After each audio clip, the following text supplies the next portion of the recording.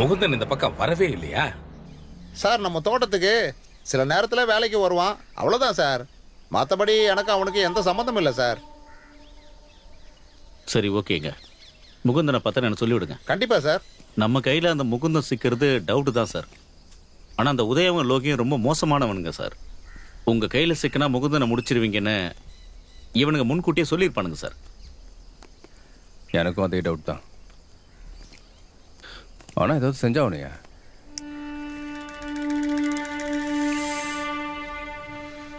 எனக்கு என்னமோ அந்த லோக்கிக்கும் உதய்க்கும் இந்த ஸ்மக்லிங்கில் பங்கு இருக்கும்னு தோணுது.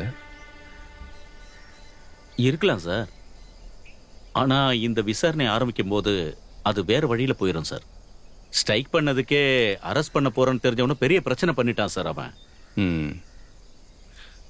எதுக்கு இவங்க மேலே ஒரு கண்ணு இருக்கட்டும். சரிங்க சார். அவன் கண்டிப்பாக இங்கே வர்றதுக்கு நிறைய வாய்ப்பு இருக்கு. வாங்க. பரம எதிரிங்க இன்னைக்கு நண்பர்களா மாறி இருக்காங்க. ஆமா, இந்த கஞ்சா சாம்ராஜ்யத்தோட ராஜா யாரு? Joint Ravi, Coimbatore Kavin, Trichy Robin, Mangalore Mangala. இதுல ஜாயிண்ட் ரவி எல்லாத்துலயுமே இன்வால்வ் ஆயிருக்கான். கோஸ்டல் ஏரியால இன்னொருத்தர் இருக்கான். யார் அவன்? மைக்கேல்ங்கிற ஒரு பெரிய ரவுடி.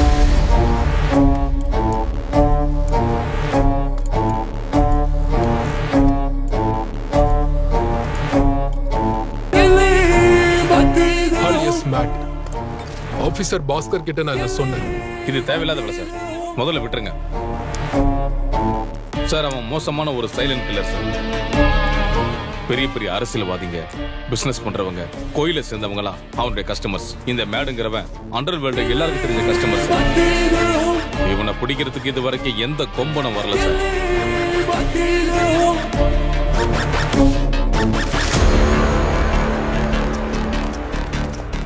இந்த ஜாயிண்ட் ரவிக்கும் இவனுக்கும் எப்பவுமே பகைதான்.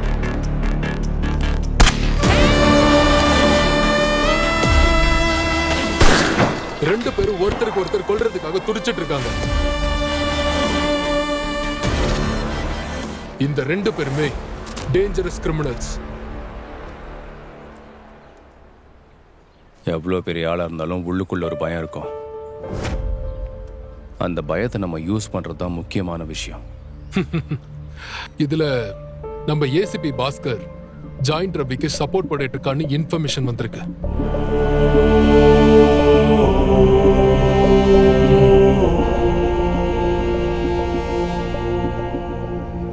அந்த போலீஸ்காரன் தேவைப்படுறது நாமெல்லாம் கிடையாது. அவனுக்கு முகுந்தன் மட்டும் தான் தேவைப்படுறான். அவனை தவிர முகுந்தனை வேற யாரும் தூக்கி இருக்க முடியாது. அவனை ஏதாவது பண்ணியே தான் ஆகணும். உதயா, அவனை இதுக்கு மேல விட்டு கூடாதா?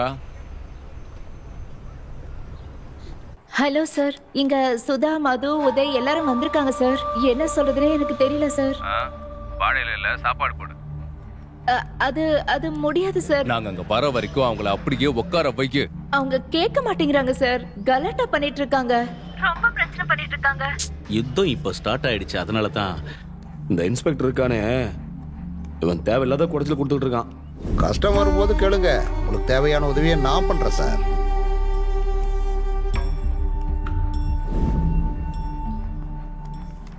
இவன் தான் தலைவரை கண்டிப்பா அதை பண்ணியிருப்பான். என்னடா, என்ன விஷயம்? என்ன தெரிஞ்சு இதெல்லாம்? தேவையில்லாத வேஸ்ட் ஃபைல்ஸ்லாம் வச்சிருக்கீங்க டேபிள் மேல. இது ரொம்ப அழுக்கான ஃபைல் சார். பழைய ஃபைல்ஸ்லாம் அங்க மூளையில இருக்கணும், இங்க இல்ல. தூக்கி போடுங்க. சரி சார். சரி, சொல்லுங்க. ஒரு மிஸ்ஸிங் கம்ப்ளைண்ட் பண்ணணும். யாரு மிஸ்ஸிங்னு சொல்லுங்க.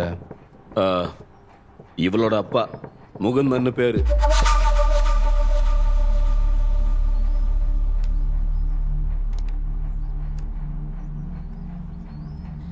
அப்பா வீட்டுக்கு வந்து 2 வாரம் ஆகுது. அம்மா ரொம்ப டென்ஷனா இருக்காங்க.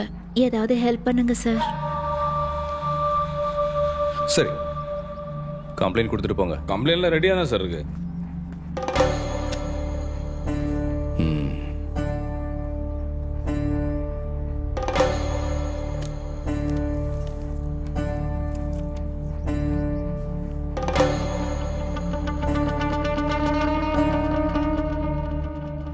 யார் மேலே ஏதாவது சந்தேகம் இருக்கா? உங்களை தவிர எங்களுக்கு வேற யாரு மேலேயும் இல்லை சார்.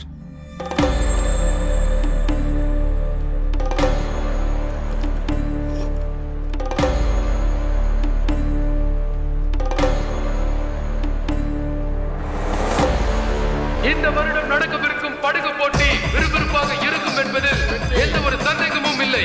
இதோ படகு போட்டி தொடங்கிவிட்டது. அனைவரும் ஆரவாரமாக உள்ளார்கள். இந்த முறை யார் கோப்பையை தட்டி செல்வார்கள் என்று மக்கள் எதிர்பார்த்துக் கொண்டிருக்கின்றனர்.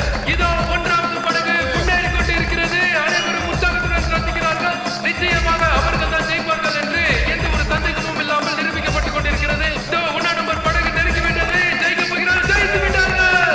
இந்த முறையும் 1ஆம் நம்பர் படகை கோப்பையை தட்டி செல்கின்றன. ஜெயிச்சவங்கெல்லாம் சீக்கிரமா மேடைக்கு வந்து உங்களோட கோப்பையை வாங்கிட்டு போங்க. இதோ இந்த கோப்பையை வழங்குவதற்காக நம்மளோட ஐயா வந்திருக்காரு. அனைவரும் கைகளை தட்டி அவர்களை உற்சாகப்படுத்துவோம்.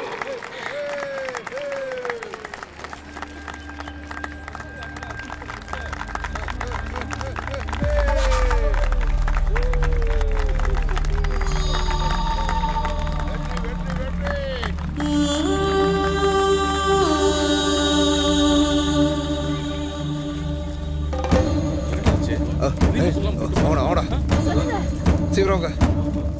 வாங்க சீக்கிரம் வாங்க. அவனா வாங்க. என்னாச்சு? அவனா வாங்க. தெரியுமா சொல்லு. ஓடிட்டே இருக்க.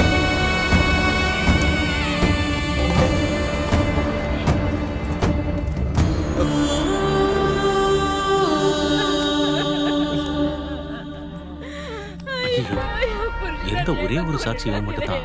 இவனையும் அநியாயமா கொண்டுட்டாங்களா சார்? என்ன பண்றதுன்னு தெரியல. போலீஸ்காரங்க என் புருஷனை அநியாயமா கொன்னுட்டாங்க. போலீஸ் அராஜகம் ஒழிக. அராஜகம் ஒழிக. அராஜகம் ஒழிக. போலீஸ் அராஜகம் ஒழிக. அராஜகம் அராஜகம் போலீஸ் அராஜகம் அராஜகம்.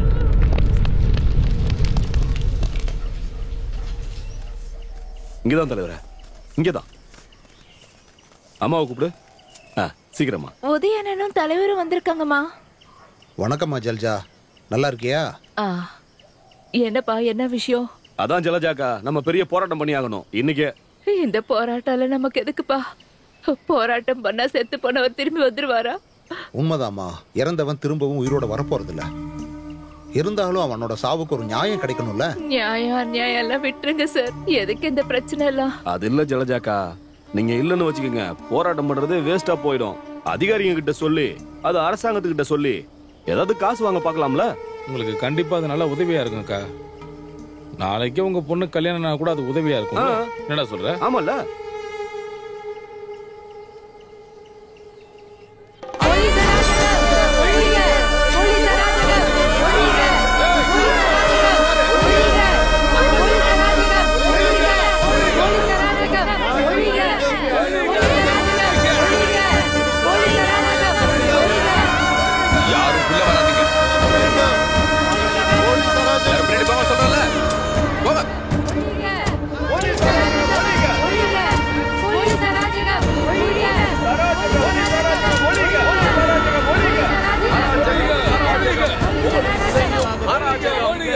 கேஸ கண்டுபிடிப்பீங்கன்னு சொல்லி உங்களை அனுப்பிச்சா அங்க போய் பிரச்சனைய இன்னும் பெருசு பண்ணிட்டீங்க. உன்னால நான் மேலிடத்துல பதிலே சொல்ல முடியல. அன்எக்ஸ்பெக்டடா நடந்துச்சு சார் இதெல்லாம். யோ கங்கா நாயக்கர், கடலை சாப்பிடுற மாதிரி இது ஈஸி நினைச்சீங்களா? 2 மீன்ல ஆரம்பிச்சது இப்ப மர்டர்ல வந்து நிக்குது. அந்த முகுந்தனுக்கு ஏதோ ஒரு போட்ல இருந்து தான் அந்த மீன்லாம் கிடைச்சிருக்கு சார். யாரோட போட்டுன்னு தெரிஞ்சிடக்கூடாதுங்கிறதுக்காக முகுந்தனை கொலை பண்ணிருக்காங்க சார். அந்த போட் யாரோடதுன்னு தெரிஞ்சிருந்தா இந்த கேஸை ஈஸியா சால்வ் பண்ணிருக்கலாம். அதை மறைக்க தான் இந்த போராட்டம் வேற பண்றாங்க சார். அது இந்த போட்டு யாரோடதுன்னு இது வரைக்கும் தெரியல சார். இருந்தாலும் நாங்க கண்டுபிடிச்சிருவோம் சார். மீனுக்குள்ள கஞ்சா இருந்ததுன்னு சொல்லி அந்த மீன்கார பொம்பளைய தேவையில்லாம அரெஸ்ட் பண்ணிட்டாரு.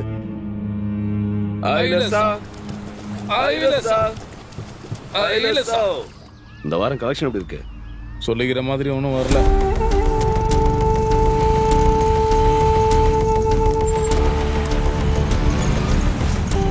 போலீஸ்காரன் நம்மள தான் டார்கெட் பண்றாங்கப்பா, உஷாராரு.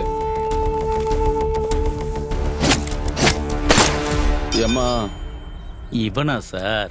ஜாயிண்ட் ரவி பத்தி சொல்லலன்னா இன்னொரு புல்லட் மண்டைக்குள்ள இறங்கும். சொல்லு சார். நான் சொல்லுவேன் சார். பனானா பாபுவை அண்டர் மர்டர் பண்ணிட்டாங்க. சரக்க நம்ம கொடுக்கலனா மங்கள பிரபு பெரிய பிரச்சனை பண்ணுவான். நம்மளை மோப்பம் பிடிக்க ஆரம்பிச்சிட்டாங்கன்னா அவங்க வரதுக்குள்ள எல்லாம் முடிச்சிடணும். ஜாயிண்ட் அவ்வளவு சாதாரணமான ஆள் கிடையாது. நம்ம டிபார்ட்மெண்ட்ல இருந்தே அவனுக்காக நிறைய பேர் வேலை செஞ்சிட்டு இருக்காங்க. அதுதான் உண்மை. அவனை பிடிக்கிறது ரொம்ப கஷ்டம். சார், நாளையிலிருந்து நானும் வேலையை விட்டுறலான்னு இருக்கேன் சார். என்ன தினேஷ், பயந்துட்டீங்களா? அது இல்ல, என்னதான் இருந்தாலும் ஒரு மனுஷனுக்கு உயிர் மேல ஆசை இருக்க தானே சார் செய்யும். நீங்க என்ன பண்றீங்கன்னா, இந்த ஆபரேஷன்லாம் சக்சஸா முடிச்சுட்டு ஒரு நாளைக்கு என் கடைக்கு வாங்க சார். சுட சுட மீன் ஃப்ரை சாப்பிடலாம். இல்லைனாலும் பரவாயில்ல சார். இங்க பாரு தினேஷ், நீ பாதாளத்துக்குள்ள போய் ஒளிஞ்சாலும் ஜாயிண்ட் ட்ரைவ் ஒன்னு தேடி கண்டுபிடிச்சு போட்டுருவான். அவன் அந்த அளவுக்கு மோசமானவன். எதிரி எங்க இருந்தாலும் தேடி பிடிச்சி போட்டு தள்ளுறது அவனோட மிகப்பெரிய ஹாபி. சார் வணக்கம் சார். நீங்க கேட்ட அந்த ஃபைல் கொண்டு வந்திருக்கேன் சார். நான் கொடுத்தோன்னு யார்கிட்டையும் சொல்லாதீங்க சார். சரி சார். சார், ஜாயிண்ட் ரவி நாளைக்கு ஒரு பார்ட்டி அரேஞ்ச் பண்ணியிருக்காரு. அந்த பார்ட்டினா ஒரு மஜா சார், மஜா. அவனுக்கு தெரியும் சார், கேட்டு பாருங்க. அவன்கிட்ட கேட்டு பாருங்க. மோனை போட்டா கொடுக்குறேன். ஆமா சார், செம்ம பார்ட்டி, பயங்கரமா இருக்கும் சார். அந்த பார்ட்டியில எல்லா கடிங்களும் இருப்பாங்க. ஒண்ணு விடாத எல்லாரும் அங்க வந்துருவாங்க. இந்த பார்ட்டி சூப்பரா இருக்கு சார். பாக்யரதி வரல. யாரா பாக்யரதி? சார், ஸ்பெஷல் ஐட்டம் சார் அது. அவன் வந்தால்னா மஜான்னா மஜா சார். பாம்பே ஆளுங்களுக்கெல்லாம் நல்ல லிங்க் சார். அவளை லாக் பண்ணா நமக்கு நிறைய மெசேஜ் கிடைக்கும்.